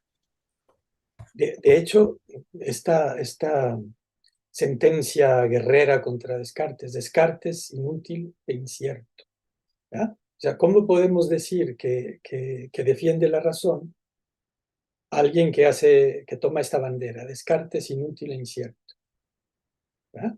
Y luego lo especifica. Sí, sí, podemos decir, la máquina funciona así y estas son sus leyes, pero eso no vale una hora de esfuerzo. Es decir, la ciencia no vale una hora de esfuerzo. Es decir, aunque fue científico en su juventud y aunque fue un científico celosísimo de su originalidad, ya en el momento de su conversión él renuncia a todo eso y dice que Descartes es inútil e incierto. ¿Y esto cómo se puede interpretar? Pues se puede interpretar como eso, como la ciencia moderna es inútil e incierta, no vale la pena. O sea, lo que hay que hacer es convertirse y mortificarse. ¿Ah? Y bueno, hay que recordar la biografía de su hermana, ¿no? Lo que nos cuenta su hermana sobre él, que traía un cinturón de pinchos, ¿no?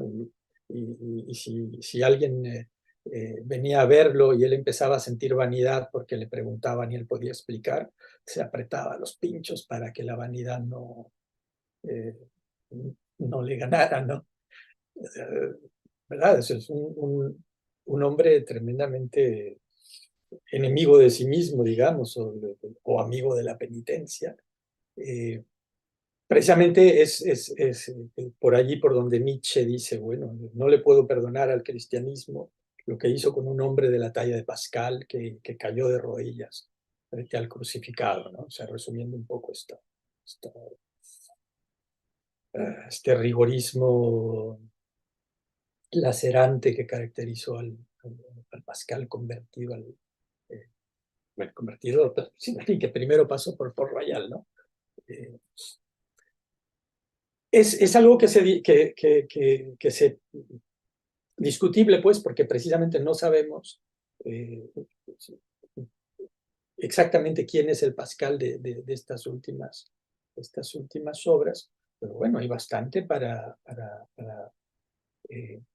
defender a un Pascal, perdón, que rechaza la razón, ¿no? Que rechaza la ciencia, mejor dicho. Y entonces sí, yo insistiría, aunque es muy positivo esto y muy coherente con la actitud general del Papa, ¿no? Que él quiere reconciliarlos a todos y por lo tanto reconciliar a esta tradición de enemistad con los jesuitas y a este radical enemigo de los jesuitas. Pero justamente habría que preguntarse si es tan fácil, ¿no? Es decir, ¿el Pascal de esta carta apostólica es realmente Pascal? Sería otra pregunta, ¿no?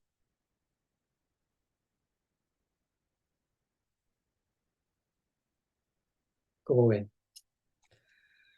Pues, por supuesto, muy interesantes las preguntas que planteas y me parece que antes que otra cosa, o al menos me resulta así, a primera vista, que terminan siendo eh, prácticamente imposibles, ¿no? De respuesta. Decir quién es Pascal, sobre todo porque al enfrentarnos a una obra como la de Pascal, Pascal filósofo, que se quiere señalar en pensamientos, pues encontramos que según quien la vaya elaborando, según quien la recupere y según la actualidad de la crítica al respecto, es que vamos disponiendo de dicha obra. Pero esa obra es de Pascal, ¿cómo estar dispuestos a una obra que no está cerrada, que es también por tanto abierta? Entonces, me parece que primero eso es lo que podría mencionar. No podríamos responder a esa pregunta, aunque sí podemos criticar o el análisis que se nos invitó a hacer, pues el uso, la importancia que tiene para el Papa recuperar al menos una imagen y también esta idea que nos ofrece de Pascal, sabiendo que la realidad de Pascal ha de ser mucho más amplia que esa idea. Sin embargo, para la intención del Papa, me parece que cumple el objetivo, que es llamar al mensaje de Cristo y a la conciliación que en este se invita. Y otra cosa que también me llamó mucho la atención de lo que mencionabas es el asombro, cuando cuestionas lo del asombro en Pascal. sobre todo porque pienso, por ejemplo, en esto que me prejuicia, que es mi formación germánica en filosofía, y que es Heidegger, que esquematiza la disposición filosófica en tres bloques, hace de la antigüedad el espacio del asombro, con Descartes y su modernidad, el espacio de la duda, y ya los tiempos que le tocan vivir, donde él es gran ejemplar de esto, es el espacio de la angustia, o que esto se acerca más a esto que me aterra y a esto que, digamos, en el uno de lo, o más bien en el todo de lo ente o en la ausencia de lo ente, me anula. Y sobre todo lo pienso porque me inquieta pensar si es que realmente son tan excluyentes, si es que la duda y el espanto no conllevan también asombro, y si el asombro también con los griegos no conlleva duda y espanto. En ese sentido, no sé si tal cual podríamos decir que dicho asombro estaría cerrado a ese tipo de experiencia que parece un poco más tétrica, o puede confluir y encontrarse con ello y eventualmente con otras emociones, como la agonía de Unamuno, o si le hacemos caso a un Hajime Tanabe en la escuela de Kioto, la vergüenza. No lo sé, pero quizá, no sé, eso se me ocurre. No, yo creo que tienes razón, que no se pueden separar. Vamos, son esquemas que pueden ser útiles, pero que luego justamente hay que matizar, ¿no? Y recordando lo que decía Lucia, de más septentrional, más meridional, justamente, ¿no? O sea, Pascal podría ser alguien inspirado en Lutero que a su vez inspira hacia el norte, ¿no? Inspira a Kierkegaard y a través de Kierkegaard al propio Heidegger, en esto que Aranguren llamaría el talante luterano, ¿no? El talante angustiado, el talante desesperado del que Unamuno participa también un poco a su manera. Eh, Quizás otra observación también que hay que tomar en cuenta, retomando lo de Paul Valadier, que él lo decía en relación al Vaticano II, pero que con un papa jesuita esto se actualiza tremendamente, es que el combate entre jesuitas y jansenistas, eh, pues es un combate de plena actualidad ahora mismo en la Iglesia Católica con el Papa Francisco, ¿no? Porque porque hay toda una revuelta tradicionalista contra el Papa Francisco, de todos estos que quieren aplicar el cristianismo preconciliar o anterior al Vaticano II, que dicen ellos es el cristianismo de siempre, donde no hay apertura a los divorciados vueltos a casar, eh, otras modalidades, ¿no? Pero digamos que para subrayar el Papa, ¿cómo se llama esta encíclica, no? Eh, esta actitud casuística del Papa, ¿no? Que busca esta pastoral que incluye a toda una gran, enorme categoría de católicos que un rigorismo tradicional pascaliano, jansenista dejaría fuera, y que, ¿verdad? Entonces, hay esta tremenda actualidad de la polémica que Paul Valadier la ubicaba en relación al Vaticano II y la reacción tradicionalista, y que con el Papa se ha radicalizado, y que entonces subrayaría todavía más la oposición de la figura de un Pascal y de las provinciales contra lo que Francisco está haciendo en la Iglesia, y que entonces subrayaría todavía más la importancia, el interés de esta carta apostólica, ¿no? No está hablando del pasado, está actuando en el presente mismo de la Iglesia, ¿no? Como ven.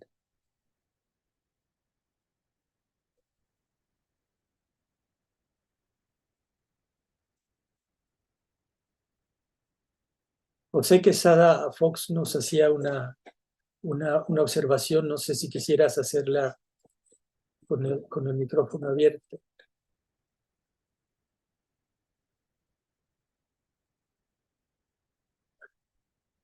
Sí, buenas tardes. Miren, lo que pasa es que No sé por qué no se puede iniciar mi video. Me pone aquí un letrero que no se puede iniciar. Pero eh, lo que comentaba es nada más eso, que estoy oyendo tu pregunta, Juan Carlos, y pues efectivamente yo tampoco tengo elementos para juzgar de qué Pascal está hablando el Papa, vamos, o sea, qué Pascal es el que él vio para hacer ese documento que a mí también me fascinó, como dijiste tú al principio, pero bueno, no había caído en el análisis crítico que les acabo de escuchar, ¿verdad? Y eso es lo que ya también me quedó la inquietud, ¿no? O sea, bueno, estudiar de qué Pascal se está hablando, ¿verdad? Y bajo qué concepto. Y perdón por lo de la cámara, nunca me había pasado esto, no sé qué me pasó. Pues gracias por tu intervención. Eh, que, en fin, yo creo que de lo que se trata es de recoger todo lo positivo que hay en el gesto del Papa y bueno, pues eh, ejercer un poquito también la crítica, no como enemigos, ¿no? Sino como colaboradores, ¿no? De este gesto. Porque yo insisto, a mí me consuela incluso, ¿no? Estaba buscando otra palabra, ¿no? Me resulta muy consolador el que el Papa pues ponga su mirada en este enorme pensador, por el que yo tengo una admiración también enorme, ¿no? Pero que no, justamente no es una admiración exenta de crítica, para lo cual me ayuda el hecho de que él es muy crítico con otro que yo admiro todavía más, que es Descartes, ¿no? Respecto de quien también me desconsuela que la Iglesia no le dé su lugar, ¿no? Eh, ¿Verdad? Porque es un laico, pero que como pensador está, enójense todos los que me escuchan, está a la altura de Santo Tomás de Aquino, o quizás todavía más altura, ¿no? Porque como filósofo, es un filósofo original, mientras que Santo Tomás de Aquino como filósofo depende de Aristóteles, ¿no? No digo que como teólogo Descartes esté a la altura de Santo Tomás, Dios me libre de ello. ¿Cómo ven? Pues la originalidad me inquieta un poco también en Descartes, que también bebe de las aguas escolásticas, las Sí, aguas jesuitas. Entonces, y que además se ha reclamado precisamente eso, la originalidad para poder mostrar a ese Descartes como el campeón de este nuevo proyecto que no quiere deberle nada a ninguna tradición ni a ninguna antigüedad. Entonces, quizá, no sé si decir ese grado de originalidad, porque también se va a reclamar desde muchos aspectos y que he hecho. De hecho, quería yo mencionar que pues no es mi caso tanto con Descartes, pero un tanto más sí con Arthur Schopenhauer, al cual también lo encuentro conciliado, dice él, con el cristianismo antiguo, que no el moderno, ilustrado, protestante. Entonces, y sobre todo porque este Arthur Schopenhauer se presenta, según alcanzo a ver, como el talante de Pascal de esta miseria y esta grandeza del hombre sin necesidad de Dios. Es decir, en ese afán de poder hacer la explicación del mundo y consolarse con la nada. Que esto lo menciono también porque te sorprendía Borges con lo que mencionabas. Borges que finalmente termina consolando que le dedica a Pascal, le dedica a Schopenhauer, digamos, eh, su otro poema de los dones, porque reconoce a Schopenhauer como quien acaso descifró el universo. Y ese Schopenhauer que acaso descifró el universo, que así le parece a Borges, es un Schopenhauer que invita precisamente a este consuelo frente a la nada, que invita también, que señala que la idea, que es el error innato y no una idea innata, esto que se afirma con Pascal, que es el eudemonismo, la tendencia a la búsqueda de la felicidad, cuando por el contrario más bien es la renuncia a esa búsqueda de la felicidad para no estar agitando los dolores que suelo sentir, porque el dolor es positivo y la felicidad es negativa. Entonces cuido mejor lo positivo del dolor, alejándome de esa seducción de la felicidad que es una mera, que es algo posible y que en tanto que posible, digamos, excita mi fantasía y me produce, por tanto, mayor realidad en la cual puedo caer, digamos, en esa sensación incómoda. Entonces, quizá también por ahí habría algunos elementos de ver cómo se cambia estas consideraciones, esta originalidad de presentar la filosofía como un único pensamiento y no como sistemas de pensamiento, esta originalidad. Entonces, eso es lo que quería, digamos, me detengo ahí, añadir que Borges podría estar más en esta orientación y no tanto, digamos, en la ontoteología tradicional más acorde con Pascal y con Descartes. Claro, pero justamente esa última palabra, ontoteología, me hace pensar en Eckhart. Y justo lo que te iba a preguntar es, bueno, la nada esa de Schopenhauer, ¿qué relación tiene con la de Eckhart? ¿No? Porque resulta que para Eckhart Dios es la nada, ¿no? Entonces, porque hay un poema de Borges que cito precisamente en indicación del cartesianismo radical, donde está dando las gracias. Doy gracias por una calle de Ecuador, doy gracias por aquel viejo asesino que en una calle de Ecuador me dio una manzana, diciéndome, no me gusta que la gente salga de mi casa con las manos vacías. Y cierra, solo un hombre a quien no le queda otra cosa que el universo pudo haber escrito estas líneas, ¿no? Entonces, ¿cuál nada? A ver, ¿no? O sea, está alabando la nada, pero esa nada es el universo, ¿no? Vamos a ver, entonces, ¿cuál nada? ¿No? Eh, y es una nada frente a la que él no está angustiado, sino asombrado. Entonces es una cosa curiosa. Y sí, efectivamente, Schopenhauer es una de sus referencias fundamentales, ¿no? Entonces yo que casi no conozco nada de Schopenhauer, me pregunto si Descartes no estará por ahí detrás. Sí, de hecho dice Schopenhauer que Buda, Eckhart y él dicen prácticamente lo mismo. Eckhart, con la dificultad de tener que meter en la mitología cristiana ese pensamiento, mitología que por su historia se ha llenado de elementos ajenos. Buda lo hace de manera más clara, todo lo claro que puede hacerlo una religión, y dice, y en mí este pensamiento está en su total claridad. Entonces, eso es lo que él en todo caso vería. Ahora, respecto de esa nada, lo que él dice es, pues de la nada no se puede hablar, ¿no? Es decir, el concepto de la nada hay que entenderlo, al menos como posible, de dos maneras, como nil privativo y como nil negativo. Cuando solemos hablar de la nada, hablamos como nil privativo. Es decir, en este vaso no hay nada de caballo, o no hay nada de, qué decir, no hay nada de agua salada. Es decir, ese tipo de referencia está privado de ello, por eso es que lo referimos así. La nada negativa, pues es impensable. Sencillamente, lo que podemos pensar es simplemente esta totalidad manifiesta que él entiende como voluntad que se autoconoce, como voluntad omnipotente, que es todas sus manifestaciones, y en ese sentido, por eso es que cada individuo en que se manifiesta la voluntad, pues es todo. Por eso es que más allá de él no hay nada. Entonces, ese sería el consuelo de simplemente ser esto sin nada más. Para ponerlo en ese sentido del nil privativo, no del nil negativo. Ya, bueno, sí, sí. Bueno, es muy interesante, aunque eso nos lleva por otros derroteros. Y quizás regresando a Pascal, estaría el asunto del pecado.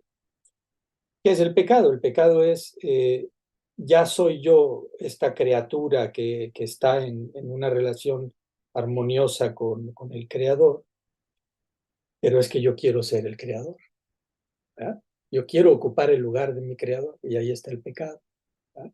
Y entonces habría que hacer dos interpretaciones del pecado, ¿no? O sea, hay una caída que me hace perder esta amistad con Dios y entonces me arroja fuera de su cercanía, fuera del paraíso, pero con la posibilidad de que Él me rescate, ¿no?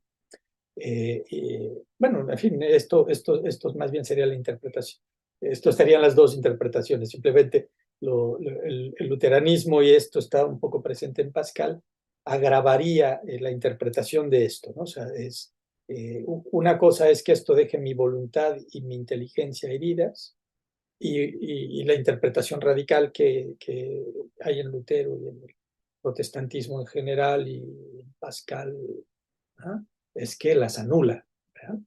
Anula la voluntad, anula la inteligencia, y por lo tanto no puede haber humanismo, no puede haber progreso en el hombre gracias a la cultura, gracias a la ciencia, gracias a la moral. Lo único que queda es abandonarse a la gracia, ¿no?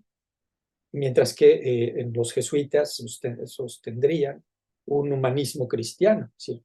O en general el catolicismo, ¿no? O sea, la gracia coopera con la naturaleza, no la anula. La gracia restaura la naturaleza. Entonces, esta naturaleza restaurada permite que el hombre, bueno, no es que él se salve, pero él, aquella frase de San Agustín, ¿no? Dios que te creó sin ti, no te salvará sin ti. Sin Dios no se puede. O sea, el hombre solo no puede. ¿Ya? Pero tampoco es que el hombre sea marioneta de Dios, sino que la gracia de Dios recupera la naturaleza del hombre, pues, tanto la inteligencia como la voluntad, que solas, en su estado de desgracia, no podrían salir adelante, pero con la gracia de Dios salen adelante, ¿no? Y ahí entrarían todo este asunto de los matices por los que se dieron este combate tan tremendo los jansenistas con los jesuitas,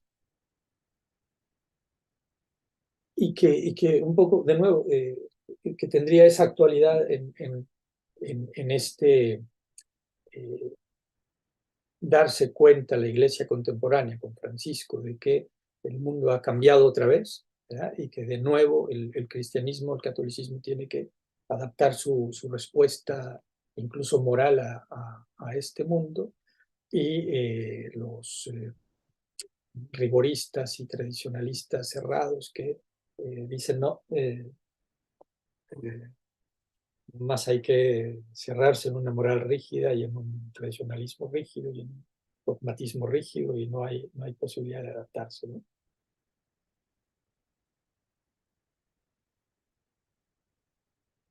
Digo, saltándome yo al asunto pues del papado de Francisco, que también es un asunto que veo de lejos, que no he estudiado ni lo suficiente para estar discutiendo sobre eso públicamente, ¿no? Pero bueno, me salgo por la tangente en relación precisamente a esta encíclica, que creo que sí, que apunta en fin, que no podemos no relacionarla con eso, ¿no?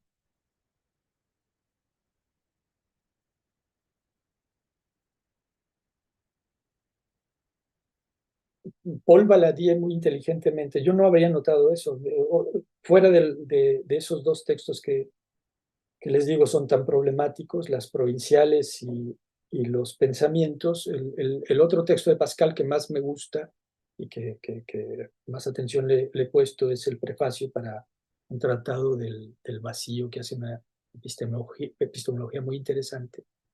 Yo no había caído en la cuenta de este detalle que Paul Valadier subraya muy bien, y es que dice que en teología lo único que vale es la autoridad, y en especial la autoridad de la sola escritura, ¿no? Y es ahí donde respinga Valadier y dice, pero espérate, o sea, San Agustín leyó el Génesis de esta manera, sacó estas conclusiones que ahora ustedes radicalizan, pero vente, vamos a regresarnos al Génesis, y ahí no hay esta eh, radicalidad que tú pretendes que está allí, ¿no? De que ya no sirven para nada ni voluntad ni inteligencia, ¿verdad? No, espérate, vamos a interpretar. La cosa es más sutil, la cosa es más compleja. Y precisamente esta necesidad de interpretar legitima la casuística, porque otra cosa que dice es, bueno, es que hay que, no se trata solamente de un cristianismo para mártires o padres del desierto, no lo dice así, pero lo simplifico, ¿no? O para clérigos, ¿no? O sea, el cristianismo es para todos y el pastor, el casuista, el moralista, el confesor jesuita tiene que encontrar la manera de acompañar a cada persona en su circunstancia de rico, de pobre, de poderoso, de siervo, etcétera, etcétera, ¿no? Y en cada caso tiene que encontrar la manera de ayudarlo a, y aquí está pues, la paradoja con, que toma de Gracián, ¿no? Que ayudarlo a, desde esas circunstancias en las que resulta extremadamente complejo pasar por el ojo de una aguja con su camello, ¿no? ¿Ah? Aspirar nada más y nada menos que a la santidad. ¿Ah? Y eso tampoco se ve mucho en Pascal, ¿no? O sea, que Pascal sea un enamorado, yo diría con Borges, pues no se le nota mucho, ¿no? La, pero sí, no lo niego, pues, pero no se le nota mucho. No es su rasgo característico, ¿no? No es un Francisco de Asís precisamente. ¿Cómo ven? ¿Cómo ven? Me están dejando las personas que nos acompañan, ¿quién más quisiera? O tú, Jesús Carlos, querías. No sé si... Pues solo reforzar lo que habías mencionado hace un rato respecto de la interpretación de Pascal y de más bien estas interpretaciones cerradas y estas interpretaciones abiertas, es de continuar interpretando y no más bien ya dogmáticamente querer tenerlo interpretado.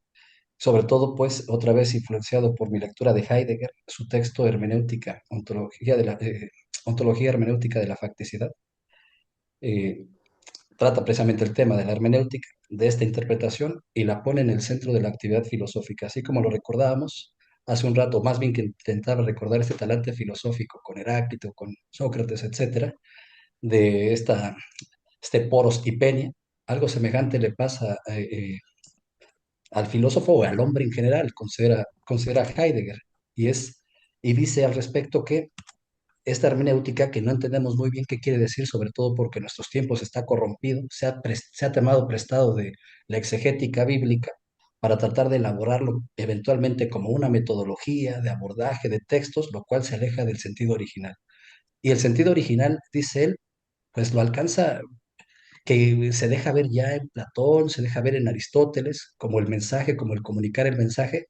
Al finalmente llega en su historia esta hermenéutica a Agustín, dice él, que es el que produce la primera hermenéutica de gran estilo. Y al respecto dice, se pregunta con Agustín, ¿con qué armas ha de abordar el hombre la interpretación de pasajes de la escritura que no estén claros? Y responde, con el temor de Dios, con el cuidado único de buscar en la escritura la voluntad de Dios, formado en la piedad para que no se complazca en disputas verbales, provisto de conocimientos lingüísticos para que no se quede en suspenso ante palabras o locuciones desconocidas, dotado con el conocimiento de ciertos objetos y acontecimientos naturales que se incluyen a modo de ilustración para que no deje de ver su fuerza demostrativa, apoyada en el contenido de la verdad. Y eso es lo que dice. Entonces, quizá digamos, esta señal de la interpretación hecha en el temor de Dios es precisamente el no en la soberbia de creer estar seguros de que hemos encontrado, hemos descubierto, hemos dado con lo que se estaba buscando. Sí, así es. No, pues el Papa subraya en la encíclica y Paul Valadier también en este texto, Rigorismo contra libertad moral, al que he estado haciendo referencia, el hecho de que se trata de textos polémicos, ¿no? Las provinciales son un texto de combate y el propio San Agustín combatía contra los pelagianos, ¿no?